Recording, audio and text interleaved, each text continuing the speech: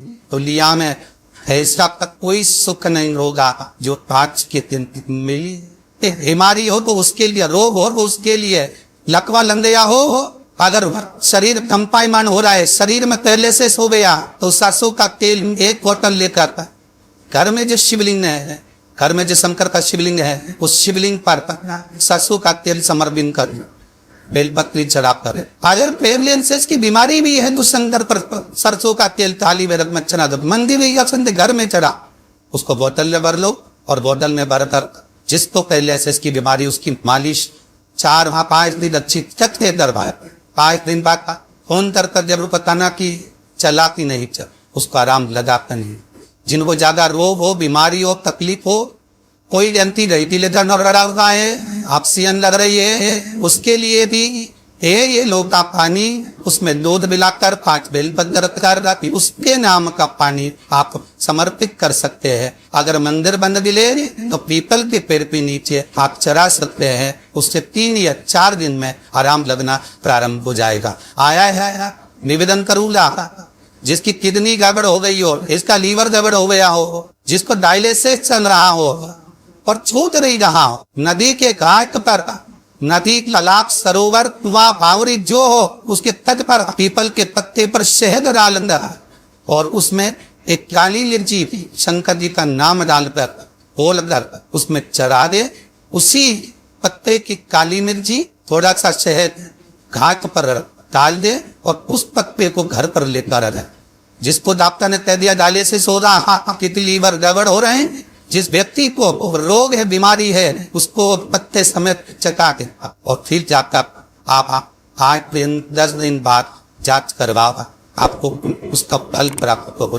पर विश्वास रख, पत्रिका खोल दे है पंडित जी और कह देते हैं कि काल सर्प दोष है, पत्रिका खोल दे और कह देते हैं पितृ दोष है। उनसे मेरा निवेदन है जिसकी पत्रिका में काल सर्प दोष है, पितृ दोष है, यदि काल सर्प दोष है और आप त्र्यंबकेश्वर जाकर पूजन नहीं करा सकते, काल सर्प दोष हो, एक तांबे के कलश में 70 भर लो, उस पे चांदी के 2 नाग नागिन कलर, रविवार के दिन सिर के मास में जिस घर में सोते हो, पलंग पर सोते हो, उस पलंग के थोड़ी सी दूर पर उस कलश को रख लो। सोमवार को स्नान करो, सुबह जल्दी उठकर दोनों नाग नागिन की पूजन करो, घर में किसी से ज्यादा मात ना करो, स्नान कर कर पूजन कर कर थोड़ा सा कटोरी में कच्चा दूध लेकर उस नाग नागिन पर चढ़ाकर पूजन कर कर सफेद फूल 2 चढ़ाकर उस कलश को ले जाओ और शंकर जी के शिवलिंग पर ऐसे अर्पण कर कलश वापिस ले आओ,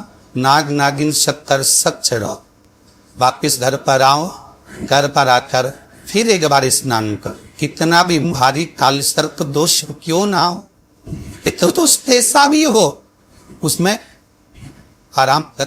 1 मुखी से लेकर 14 मुखी रुद्राक्ष होते हैं, ये शिव महापुराण करे। 1 मुखी से लेकर 16 मुखी तक रुद्राक्ष होते हैं, ये स्कंद पुराण करे। 1 मुखी रुद्राक्ष लक्ष्मी की वृद्धि के लिए होता, 2 मुखी रुद्राक्ष बांधाओं को आने के लिए होता, 3 मुखी रुद्राक्ष विद्या के लिए होता, विद्या प्राप्त। तो बच्चा पढ़ने में कमजोर होता है, इन मुखी रुद्राक्ष का जल पिला देने पर उसकी बुद्धि विवेक प्रबल हो जाता।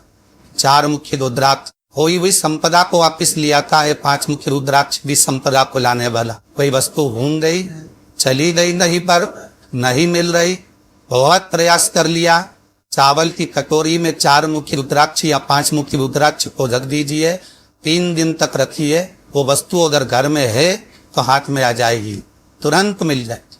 4 और 5 6 मुखी रुद्राक्ष अटके हुए काम को सफल बनाता।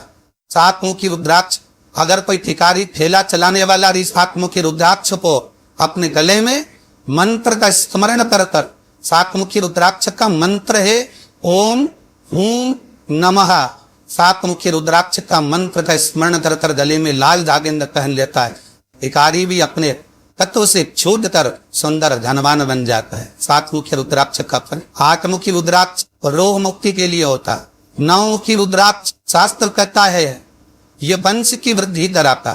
आजकल एक नया क्रम है टेस्ट बीबी कराने, जब बच्चे नहीं होते तो अपन कई माताएं वो क्रम करती है, उनसे निवेदन है एक बार मौका जरूर करना। 9 मुखी रुद्राक्ष को दूध में डुबाकर रख देना और उस दूध को रात्रि को पी लेना। कम से कम 2-2.5 महीना करा भारत गर्भ थे नवमुखी रुद्राक्ष का दूध पति और पत्नी दोनों संतान की प्राप्ति के लिए नवमुखी रुद्राक्ष प्रबल है। 10 मुखी रुद्राक्ष घुटने का दर्द, कमर का दर्द उसके लिए होता है। 11 मुखी रुद्राक्ष रोग मुक्ति के लिए होता है। 12 मुखी रुद्राक्ष ब्लड प्रेशर के लिए होता है। 13 मुखी रुद्राक्ष महाराज संपदा को बढ़ाने के लिए होता है। और 14 मुखी रुद्राक्ष वैभव के लिए। और ऐसे 1 मुखी से लेकर 14 मुखी रुद्राक्ष होते हैं जो शंकर भगवान ने व्याख्यान वर्णन स्वयं तुमरुका जी के सामने किया। जिस समय शिव महापुराण विराम दे रहे हैं तुमरुका जी, भगवान शंकर में अपने गले की माला निकालकर रुद्राक्ष की तुमरुका जी को दी। जब तुमरुका जी के गले में माला पहनाई तो तुमरुका जी ने पूछा इस रुद्राक्ष में क्या लाभ है, इस रुद्राक्ष का क्या फल है, आप मुझे वर्णन करें। शिव महापुराण की विद्येश्वर संहिता में ये सब वर्णन लिखा है। और अगर आप कहे कि गुरु जी हमको मंत्र ही बताओ इसके, तो आप गीता प्रेस गोरखपुर की शिव महापुराण बुलाओ और उसमें विद्येश्वर संहिता को निकालो और उस विद्येश्वर संहिता में रुद्राक्ष का एक मंत्र लिखा हुआ है 14 मुखी का। कि कौन सा रुद्राक्ष का क्या मंत्र है, उसका कैसे नाम जपना है, कैसे स्मरण।